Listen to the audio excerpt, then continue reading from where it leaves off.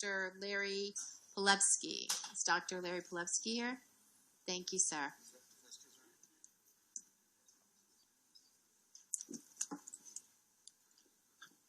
Good afternoon, and thank you for the opportunity to speak before you. As a medical student starting in 1983, I was taught to critically think, and there are a couple of assumptions that we've heard today that I'd like to challenge. One of the assumptions that we heard is that high vaccinations protects those vulnerable, and it reduces the probability of those people vaccinated to spread the germ to others. Never once in my 37 years have I ever seen a study that showed that a vaccination makes the bacteria or the virus disappear from the body of those who are vaccinated. And yet, all we continue to say is that once a vaccine is given, not only are people immune, but the bacteria and viruses are no longer in their bodies to transmit to others, and that is not true. We also heard that once you're vaccinated, you are immune. Well, actually, the textbooks don't say that. The textbooks say that 2 to 10% of children who receive a vaccine actually don't develop an antibody at all. And then there's a whole number of children who will develop an antibody, but we don't even know the percentage because they will develop the antibody but won't be protected at all.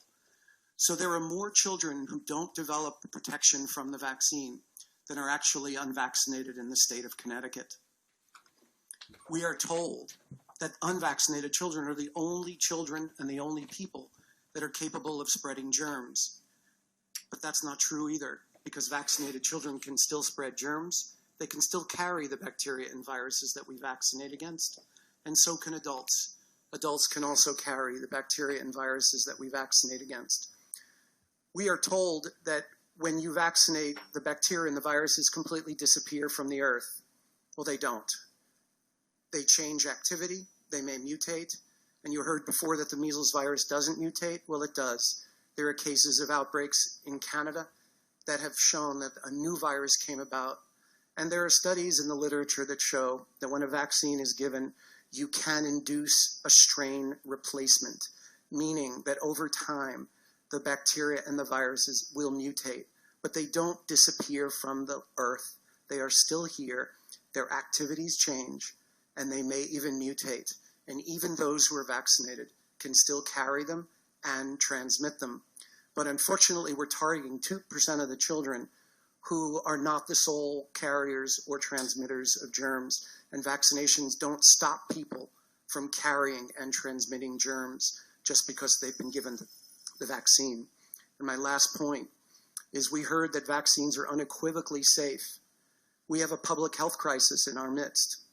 Chronic illness, brain damage, neurodevelopmental disability, and there are chemicals in the vaccines that are shown in animal studies to contribute to this kind of brain inflammation that we are turning our backs on, and we are creating many of these children, and we are ignoring it for the sake of continuing to vaccinate. Thank you. Thank you for your testimony. Are there any questions or comments? Yes, Representative Claire DeStitris. Thank you for your testimony. I just have one question. Excuse me. Some of the vaccines and the ingredients in the vaccines we've heard about could be aluminum, could be mercury. Is there some concern that when these ingredients are given to such young children that as we've heard, their immune systems are not completely developed yet, if it stays in their system and or stays in their brain and does not come out of their system, as what we've heard is it's supposedly supposed to leave their system? What are your thoughts on that? Well, you heard earlier that there's no real concern about aluminum because it's such a small amount, and so it really shouldn't matter. But the kind of aluminum that we put into vaccines is a different kind of aluminum that we see environmentally. This is called a nanoparticle, and nanoparticles bind really tightly to the bacteria antigens, the virus antigens, the food protein antigens, and any other contaminants that are in the vaccines that we may not know about. And we know that the biochemical properties of nanoparticles is that they are capable of entering the brain. And so we have not evaluated the safety of the aluminum nanoparticle and its injection and where it goes when it gets into the body and whether it gets into the brain. Do vaccine ingredients belong in the brain? No. Do they get into the brain? No one has ever studied it, but animal studies using the same chemicals that are in vaccines that we give to children directly demonstrate that the vaccine ingredients do enter the brain. We are ignoring this information. There are scientists in Europe who've actually done studies on the aluminum nanoparticle and have shown that it can persist in the brain for years and decades. And so what we're seeing is a large outbreak of neurodevelopmental disabilities in adults, including Alzheimer's. And one of the main factors that they're finding in the brains of people with Alzheimer's is the aluminum nanoparticle that's directly related to the vaccines that we're giving. So we have never studied whether the aluminum that we're giving in vaccines gets into the brain, and we've never measured whether it stays in the brain and what it does if it does stay in the brain. But we do know that vaccines are supposed to cause inflammation in the body. But we have more than half of our children with chronic inflamed conditions. And we've never allowed ourselves to ask the question, if the vaccines cause inflammation acutely, do they continue to create inflammation chronically? We have 1 in 5 with neurodevelopmental disabilities, 1 in 10 with ADD and ADHD, 1 in 35 with autism, 1 in 11 with asthma, and 1 in 20 under the age of 5 with seizures. And the autoimmune diseases are exponentially rising, and we are finding that the viruses and the bacteria that we're injecting into the body, along with the adjuvants, create something called molecular mimicry, which means the body sees those viruses thinking that it's foreign, but actually finds pieces of those viruses that match pieces of the self. And the immune system doesn't differentiate between what it's been told to reject and itself. So it will turn the immune system on itself, leading to an autoimmune condition. We know this about hepatitis B, we know it about the Gardasil vaccine, and we know it about the flu vaccine. And we continue to say unequivocally that the vaccines have been studied effectively and that they're safe, and that's just not true. Thank you for your testimony. Thank you for your answer. Thank you. Madam. Thank you, Representative Steinberg. Thank you, Madam Chair. Dr. Valevsky, good to see you again. You know, I've been intrigued by your statement when we met previously with regard to the aluminum adjuvant passing through the blood-brain barrier, and I've done a little research of my own. I'm not a physician. I gave a pre-med freshman year in college. I passed out of the side of blood.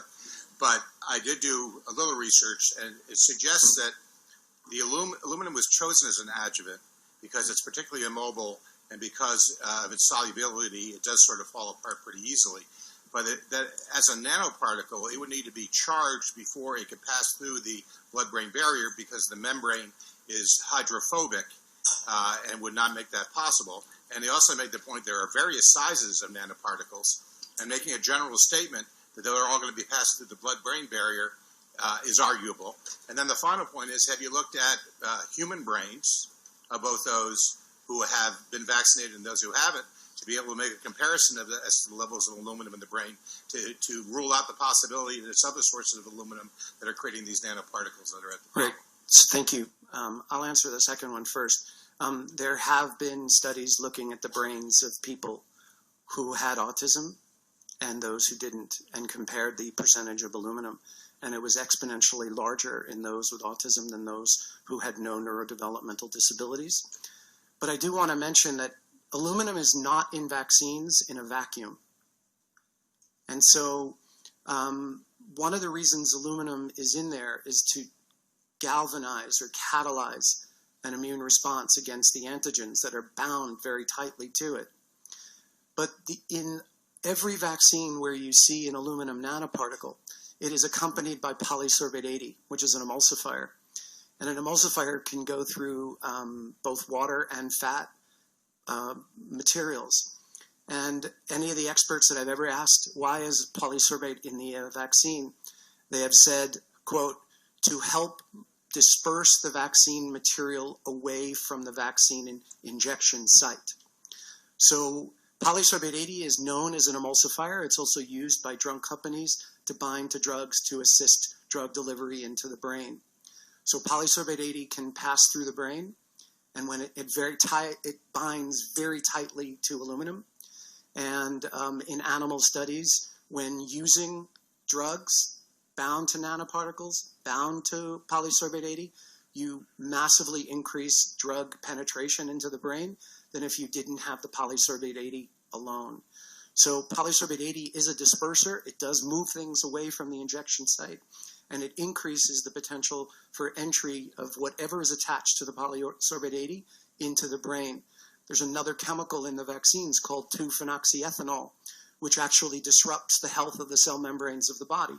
It's well known to be a detergent in that respect, and yet we don't study it to see what it does when it's injected into the body and whether it actually changes the cell membrane that would allow almost anything from the vaccine or even from the bloodstream to enter into cells or enter into the brain.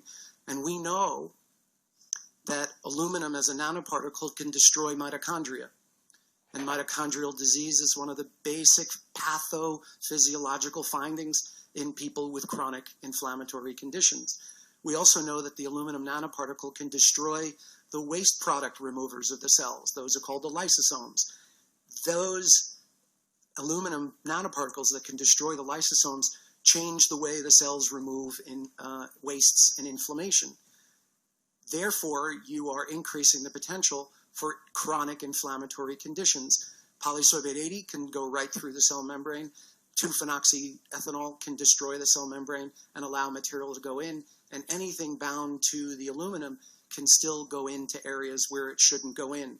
And so when you hear millions of parents, it's not even hundreds of thousands, but when you hear millions of parents saying, my child was fine and then deteriorated pretty badly, and you have millions of parents hearing from their physician, that had nothing to do with the vaccine, but the parents saw it right in front of them.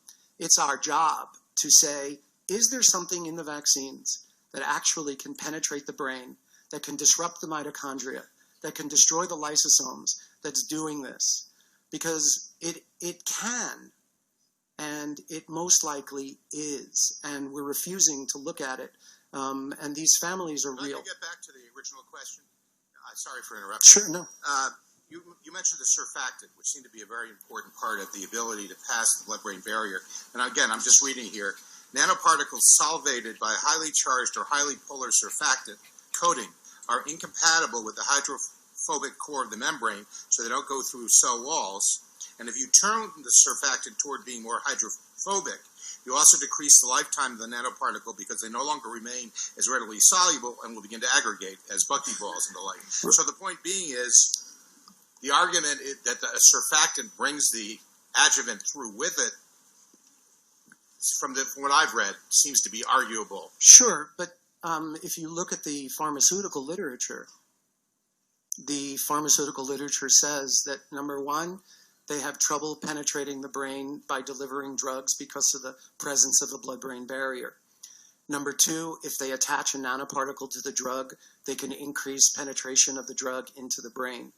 Number three, if they put an emulsifier like polysorbate 80 bound to the nanoparticle, they can increase penetration of the drug in the animal studies 20-fold.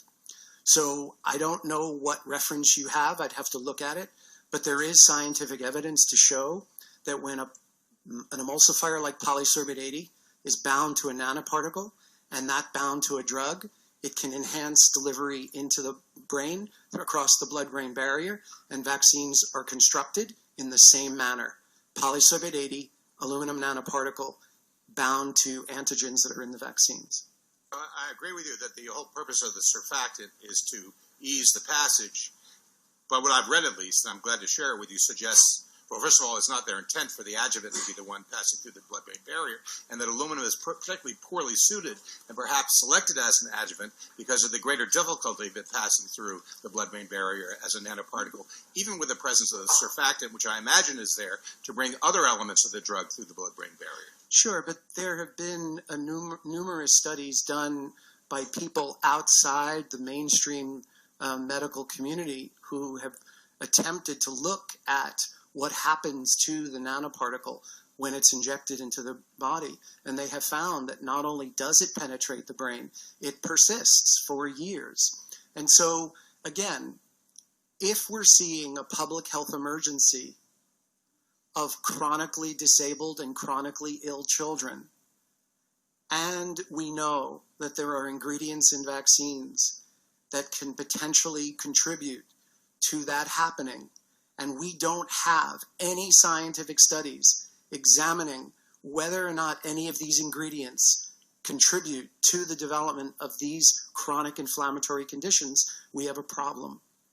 I agree with your central argument. If you were really talking about proven causality, what you've described over and over again seems to be a correlation. However, you fail to take into account the tens of thousands of chemicals we've introduced into our food and into our environment. Have we evaluated all those? And should we be stopping all those 10,000 chemicals because they may be the cause of the presence of these various elements in the brain? No, I appreciate that. But there's a difference between what you inhale and what you ingest and what you inject. And what you inhale and what you ingest has the capacity for the immune system along the airway and the immune system along the 26 feet of intestines in children, plus the liver, to actually eliminate that before it gets into the body. But when you deliver it through an injection, 100% of it gets in, and it's never been studied as to what happens to it and whether or not it stays in the body, and what it does when it stays in the body, and what does it bring with it, especially since we know that there are contaminants in vaccines, like foreign cells, like foreign DNA. I mean, in 2005, the FDA reported that they knew that there was foreign DNA in the vaccines, and they didn't study it at all. But they did make a side note and say, well, we don't know if it's going to cause any damage, and it could, but we're just going to tell you what the amount that's legal for being in the vaccine. So we don't know everything that's attached to these nanoparticles. We assume that when you inject the vaccine, it's not going to hurt you. We also assume that it's going to give you immunity, and neither of those is true. I'm still focused on the fact that we do know that many chemicals in our environment are carcinogenic, are endocrine disruptors, that have any number of other create mutations and the like, and those are not injected.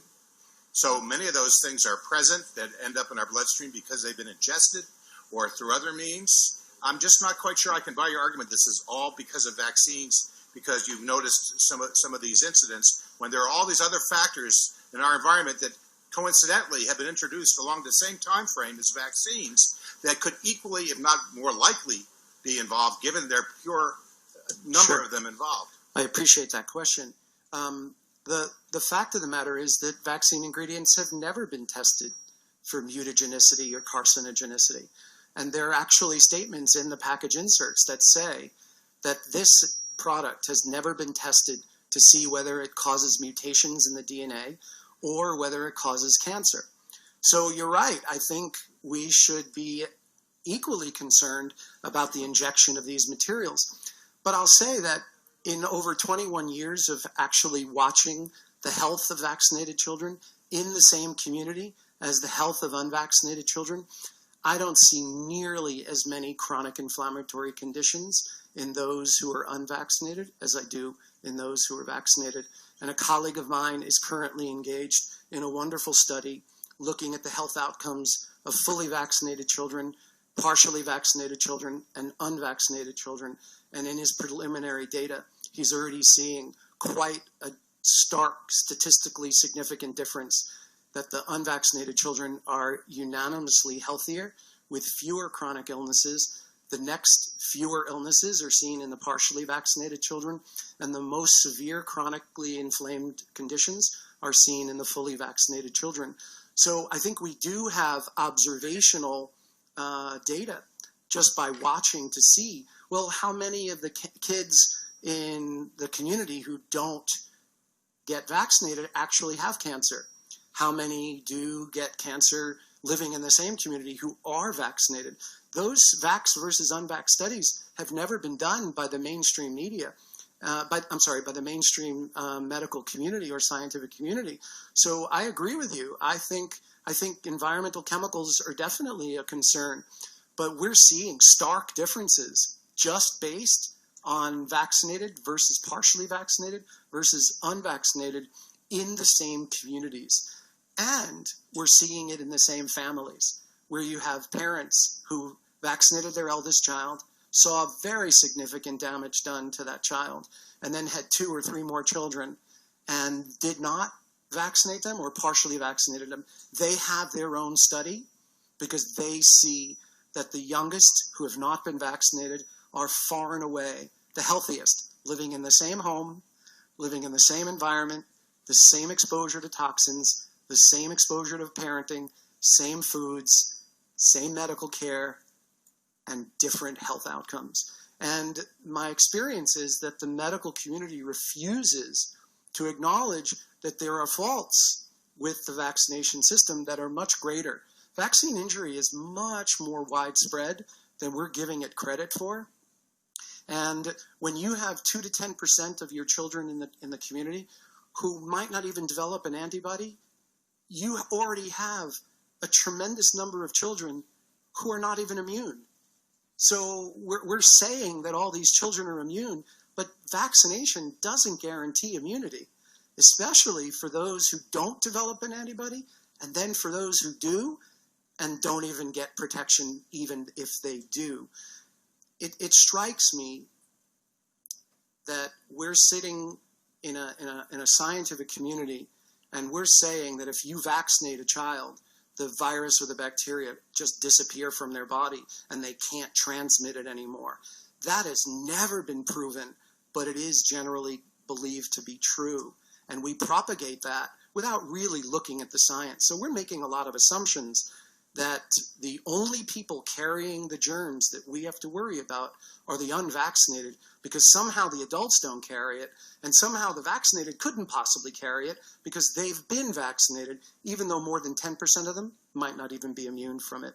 So there are a lot of assumptions here that I think we're just agreeing to that really is not scientific at all. I would certainly agree with you. There are a lot of assumptions in this conversation. Representative Michel. Thank you, Mr. Chair. Thank you, Dr. Palevsky, for coming to testify. I have some questions to ask. 2 questions. One, why do doctors recommend that all pregnant women receive a flu and DTaP vaccines if vaccine products have never been tested for safety during pregnancy, and when there are no studies to prove that it even prevents these infections in infants? And does the recent study about flu vaccines and increased miscarriage rates concern you? I'll answer the second one first. There's definitely divergent views about whether the flu vaccine contributes to miscarriages. You have the medical community that says no, and then you have increasing numbers of mothers, pregnant women, who are saying, yeah, I was fine, I got the flu shot, and I miscarried. And then you hear the authorities say to them unequivocally, no, it had nothing to do with the flu vaccine. So we're losing experiential and observational data because our belief systems refuse to acknowledge that there may be an uptick in the number of women who are undergoing miscarriages. But the thing about giving flu vaccine and Tdap to pregnant women basically supports the idea of cocooning, meaning that if you vaccinate the mother or the pregnant woman, she will be immune so that when her baby is born, the baby will be protected from getting pertussis, basically. Diphtheria is really non-existent, even though it's around, it's just not causing infections, and vaccines don't make the germ just disintegrate into thin air. But it's also to theoretically prevent her from developing the flu. But 9 years ago in the Vaccine Journal, there was a study actually looking at flu vaccine in pregnant women. And it showed that women who were given the flu vaccine had increasing inflammatory markers. And nobody knows what they mean. But yet you have literature that demonstrates that babies that are exposed to increasing inflammation in utero have increasing incidence of schizophrenia and mental health disorders by teenage years. So again, we're not looking at the long-term effects of injecting material that does cause inflammation. And then again, if it does cause inflammation, how chronic is that inflammation? Does it persist? And then when you re-vaccinate and get further exposed to other factors in your environment that stress you, are you creating a downhill effect of further disease? And last, why vaccine products only safety tested for days or months rather than 4 or 5 years, as with pharmaceutical drug products? And why don't vaccines use the gold standard in a placebo-controlled double-blind studies to prove safety as is used for all other pharmaceutical products? So I do want to say that you heard before that vaccines are double-blind, randomized, placebo-controlled study, but they're not.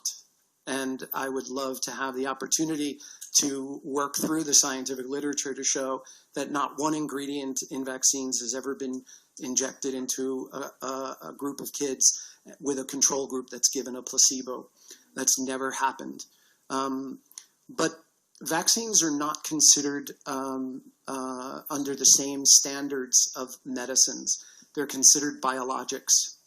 And the vaccine industry has adopted and given permission to not study vaccines the same way medicines are studied. They also have said publicly that it's unethical to keep children unvaccinated during a study. So that's why they say we don't see studies looking at 4 weeks, 8 weeks, 12 weeks, 6 months later. I mean, we do have these surveillance studies, but, you know, if a child gets vaccinated at 2 years of age and then 6 months later, never having had asthma, starts to get asthma, even though there's evidence in the literature how vaccines can favor the development of a wheezing illness, we have no data to actually say yay or nay that that vaccine, in combination with what the kid got in the first 2 years, may have contributed to the onset of that chronic inflammatory condition.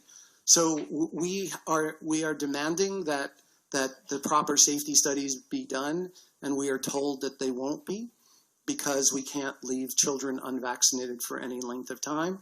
And then when we say, well, we have all these kids who are unvaccinated who can be in the study, they say, well, they don't have the same demographics, they don't have the same diets, they don't have the same home environments, so we really can't compare one to the other. But we do have the families who have the fully vaccinated, partially vaccinated, and unvaccinated kids. And we don't have the full study yet, but we have tremendous observational data that show that these kids who are unvaccinated are much healthier. Thank you. Are there any other questions or comments?